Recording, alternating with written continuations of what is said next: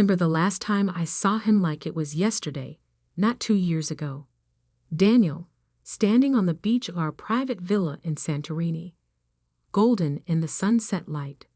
He turned, smiled that crooked smile I'd fallen in love with, and said he was going for one last swim before dinner. "Don't be long," I called from my lounge chair.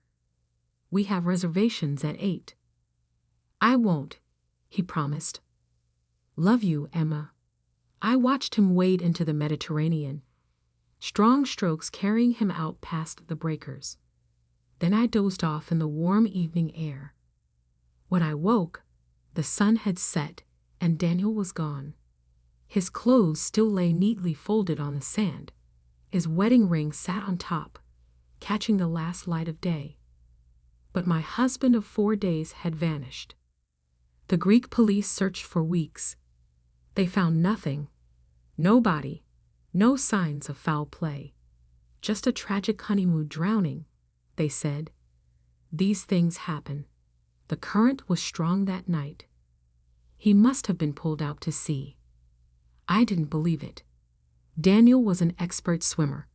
He'd grown up on the California coast, spent summers lifeguarding. But what other explanation was there? His twin brother James flew out to help with the search, to handle arrangements when hope faded. He looked so much like Daniel it hurt to be near him. Same dark hair and green eyes, same height and build. But James was quieter, more serious. Where Daniel had been all charm and easy laughter, James was contained, careful. "I'm sorry," he'd said when the police finally called off the search. "I know how much he loved you." Did he? Sometimes I wondered if anyone had really known Daniel. Even me, his wife of exactly 4 days. Now 2 years later, I sat across from James in a coffee shop, staring at the letter that had shattered everything I thought I knew about my marriage. "When did you get this?" My voice sounded strange to my own ears. "Yesterday." James looked as shell-shocked as I felt. It was forwarded from my old address. Postmark is from Brazil. I read the letter again, Daniel's familiar handwriting swimming before my eyes. "Dear James, if you're reading this, you've probably been taking care of Emma, just like I knew you would. Always the responsible twin, cleaning up my messes. Well, here's one last mess for you. I'm not dead, obviously. But I needed everyone to think I was. You see, I'd gotten myself into some trouble, the kind that doesn't go away with a few apologetic phone calls and borrowed money. The kind that ends with broken kneecaps, or worse. I know what you're thinking. Why get married then? Why drag Emma into it? Truth is, I needed her. Or rather, I needed her money. That trust fund she inherited from her grandmother. Well, let's just say it came in handy. Don't worry. I left enough to raise the baby. Oh yeah, surprise. Emma's pregnant. About 6 weeks along when we left for Greece. She probably doesn't know yet. Take good care of them both. It's the least you can do, considering you've been in love with her since the day I introduced you. Consider this my last gift to you, brother. The woman you love and the family you always wanted. All yours. Try not to hate me too much. Daniel." My hands shook as I set down the letter. How did he know? About the baby, I mean. I didn't find out until after. "He must have seen the test results," James said quietly. "You went to the doctor just before the wedding, remember?" I nodded slowly. The routine physical my insurance had required before adding Daniel to my policy. He'd gone with me, been so attentive. He planned it all, I whispered. The whole thing. The wedding, the honeymoon location. He knew exactly what he was going to do. "Emma?" James reached across the table, then pulled back. "I'm so sorry. I had no idea he was." That he would use me, steal my money, fake his own death. The numbness was wearing off, replaced by a rage so pure it scared me. Did you know about his trouble? The people he owed money to? James shook his head. He'd been distant the last few years, moving around a lot, never staying in one place too long. But he seemed different with you. Settled. Happy, I thought. He laughed bitterly. I thought you changed him. No one changes Daniel, I said, the truth of it hitting me fully. He just changes masks. My son Lucas chose that moment to stir in his stroller beside me. Almost 18 months old now, he was the spitting image of his father, of both his father and his uncle. Same dark hair, same green eyes, same dimple in his left cheek when he smiled. James looked at Lucas, pain crossing his features. He's right about one thing. I have been in love with you. Since that first dinner when Daniel brought you home. Stop. I held up a hand. I can't deal with that right now. He nodded, understanding as always. James had been my rock these past 2 years, helping with the baby, handling Daniel's estate, making sure Lucas would know stories about his father. Only they were all lies. Every memory, every story, every moment of grief, based on a carefully constructed fiction. What do you want to do? James asked quietly. About Daniel? The money? The fact that my entire marriage was a con? I laughed, the sound edged with hysteria. I have no idea. We should go to the police. And tell them what? That my dead husband sent a letter confessing to fraud. That he's alive somewhere in Brazil. They'll think we're crazy. We have proof. The letter, the postmark, and there must be a trail. Bank records, travel documents. No. I said it more sharply than I intended. No police. Not yet.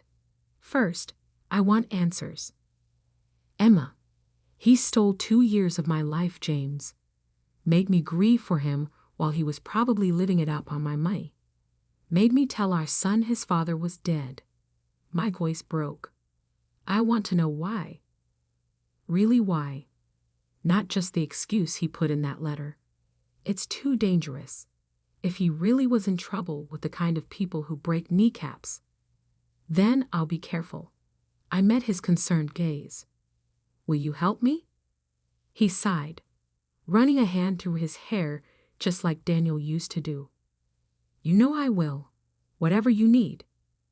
Good, because I think I know where to start. James raised an eyebrow. Where? The last place anyone would look for a dead man. I pulled out my phone, already searching flights. Greece, where it all began. Emma, no, it's been 2 years. There won't be any trail left to follow. That's what everyone thought then too. But look at this. I turned my phone to show him an Instagram post. A sunset shot of a familiar beach villa. Our honeymoon rental. The owner just posted this yesterday. Notice anything strange? James leaned closer, squinting at the image. Then his eyes widened.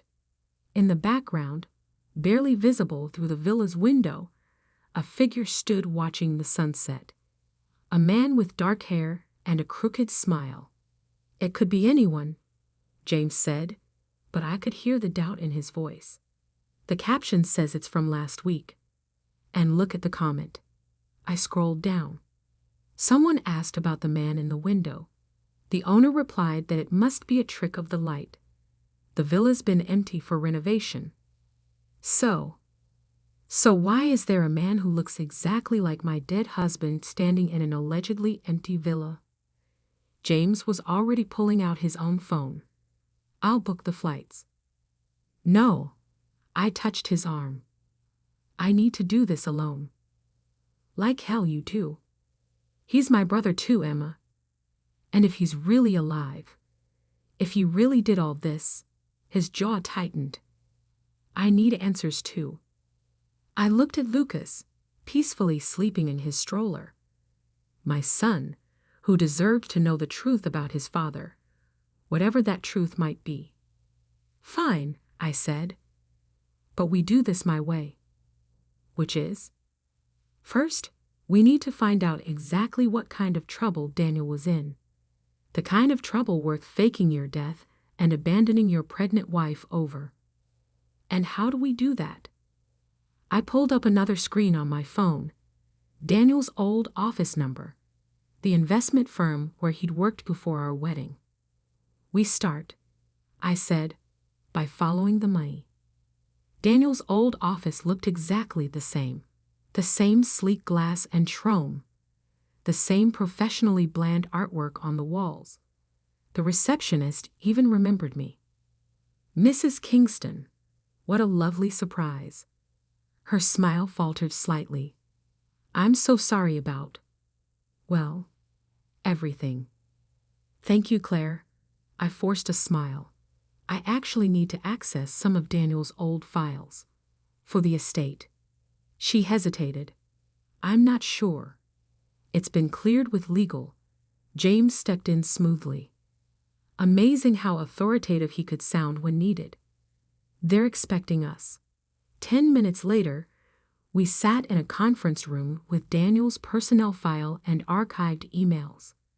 The official story was that we were finalizing estate matters.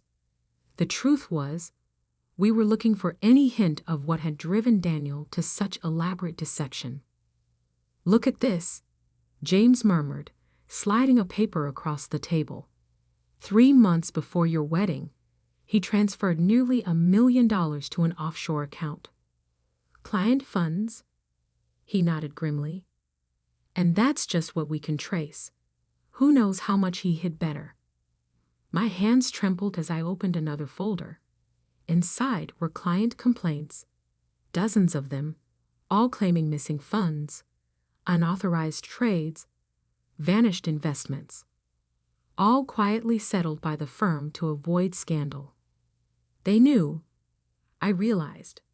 The firm knew he was stealing, but they covered it up, probably hoping he'd pay it back before anyone noticed. James was scrolling through emails on his laptop, but he just kept digging deeper. How much? In total? From what I can piece together, at least $5 million. Maybe more. I felt sick. The trust fund Daniel had accessed after our wedding. My inheritance from Gran had been almost exactly that amount. He married me for the money, I whispered, to pay back what he'd stolen. Emma? James reached for my hand, then stopped himself. Always so careful with boundaries, even now. No, it's fine. I need to face this. I squared my shoulders. We have proof he committed fraud. We can take this to the police. Wait. James was staring at his screen. There's something else. Look at these emails. They were in Portuguese, but the attached photos were clear enough. Daniel, very much alive, meeting with a man I recognized from news stories about organized crime in South America. He wasn't just stealing from clients, James said quietly. He was laundering money. For them. And when he couldn't pay it back, he needed a way out. And $5 million to buy his freedom. I stood up abruptly, needing to move. So he found me. Rushed the wedding. Used my money to pay off his debts and disappear. Leaving behind a mess that would be hidden by his death. No one looks too closely at a dead man's finances. Clever. Horrible, but clever. Classic Daniel. Always 3 steps ahead. The photo from Greece, I said suddenly. He's going back to check on something he left behind. James was already pulling up the villa's rental website. It's booked solid for the next month. We don't need a rental, I smiled grimly. I still have the key. 2 days later, we landed in Santorini. I'd left Lucas with my sister, promising to explain everything when I returned. The familiar white buildings and blue domes felt surreal now, tainted by memories of my fake honeymoon. The villa looked exactly the same. Same infinity pool overlooking the sea, same bougainvillea climbing the walls. Same spot on the beach where I'd last seen my husband alive. We waited until dark before using the key. Inside, everything was covered in renovation dust, except for one clear set of footprints leading to the bedroom. "Someone's been here recently," James whispered. The bedroom was untouched, but something about the walls caught my eye. A slight discoloration in one corner. "Help me move this." Together we pushed the heavy dresser aside, revealing a small door set into the wall. Inside was a safe. The combination? I breathed. He used our wedding date. The safe opened with a soft click. Inside was a single USB drive and another letter. "Dear Emma and James, because I know you're there too. If you're reading this, you're smarter than I gave you credit for. Or maybe just more stubborn. Either way, congratulations on finding me." The drive contains everything. Proof of who I was really working for, account numbers, names, my insurance policy, in case they ever found me. Now it's yours. Use it however you want. For what it's worth, I did love you, Emma. Maybe not enough to be honest, but enough to wish things could have been different. Take care of our son. And James, I know you'll be good to them both. You always were the better man. Goodbye for real this time. Daniel. He knew we'd come, James said softly. He knew we'd figure it out eventually. I pocketed the drive. This is what he came back for, but something spooked him before he could get it. A floorboard creaked behind us. We spun around to find 3 men in the doorway. The one in front smiled coldly. "Mrs. Kingston, so nice to finally meet you. We've been looking for your husband for a very long time." James stepped in front of me. "She doesn't know anything." "No? Then why is she here?" The man's eyes fixed on my hand. "And what's that in your pocket?" Everything happened very fast after that. James lunged at the men while shoving me toward the window. I heard scuffling, a grunt of pain. Then I was out on the narrow ledge, heart pounding, Mediterranean waves crashing below. "Run," James shouted. So I did what Daniel had done 2 years ago. I jumped. The impact drove the breath from my lungs. Salt water burned my eyes, my nose. But I'd been prepared for this. Had worn clothes I could swim in. Unlike Daniel's theatrical drowning, I had no intention of dying. I surfaced briefly, saw James diving in after me, the men shouting from the window. Then I dove deep, swimming parallel to the shore where our rental car waited. 10 minutes later, soaked and gasping, we peeled out of the beach parking lot. "The drive?" James asked through chattering teeth. I patted my waterproof phone case, safe, along with photos I took of Daniel's files from the office. "Good." He pushed his wet hair back. "Because I think it's time to get the authorities involved. The real authorities, not local police. Interpol? Higher. Those men back there? CIA. I saw their badges when we fought. Daniel wasn't just laundering money for criminals. He was helping them launder intelligence too. Selling secrets." The pieces clicked into place.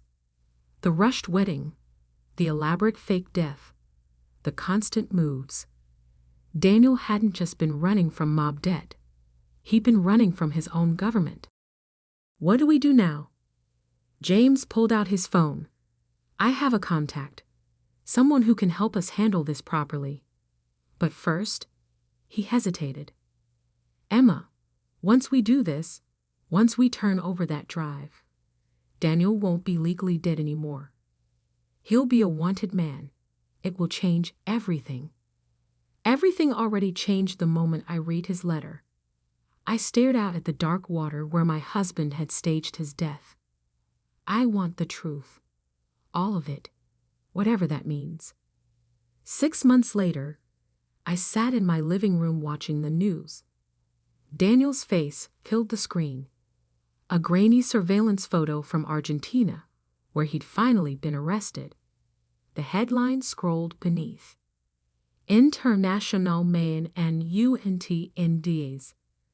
FUGITIV in CUSTODUI.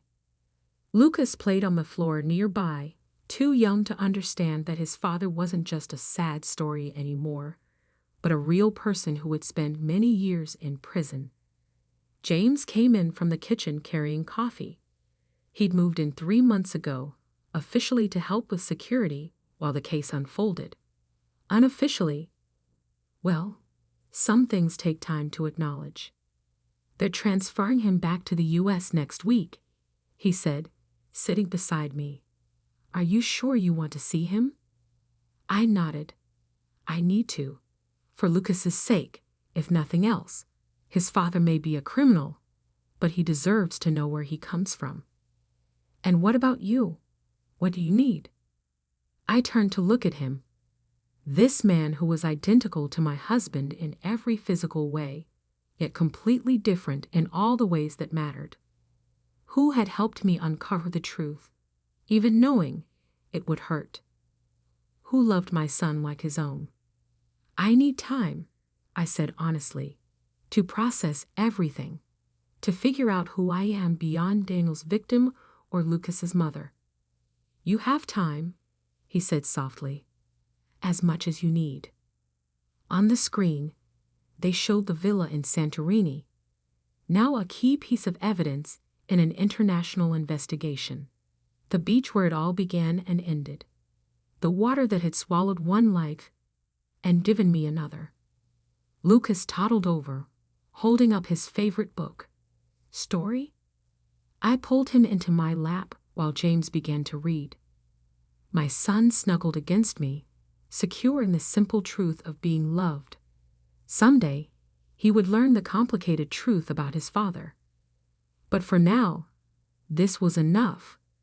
This quiet moment, with the people who had helped me find my way back from Daniel's lies to something real. You okay? James asked softly when Lucas had fallen asleep. I thought about Daniel's letter, about his last gift to his brother. He'd been right about one thing. James was the better man, but he'd been wrong about everything else. My life hadn't been stolen or given away. I'd rebuilt it myself, with help from someone who understood that real love isn't about deception or dramatic gestures. It's about showing up, day after day, choosing honesty even when it hurts. Yeah, I said, reaching for James's hand. I'm okay. Sometimes the deepest betrayals lead us to the truest connections. Sometimes what looks like an ending is really a beginning in disguise. And sometimes, amid all the lies and complications, we find exactly where we're meant to be. The next week, I faced Daniel across a prison visiting room table. He looked older, tired, but still wore that crooked smile. I knew you'd figure it out eventually, he said. You and James, always the smart ones. Why? I asked simply. The whole elaborate scheme. Why not just ask for help? He laughed bitterly. Would you have given me $5 million if I had? We'll never know. You didn't trust me enough to find out. His smile faded. How's Lucas? Happy, healthy, loved. By James? By family. I stood up. Goodbye, Daniel. I'm not coming back. I really did love you, he called as I walked away. In my own way. I paused at the door. I know. But love without trust, without honesty,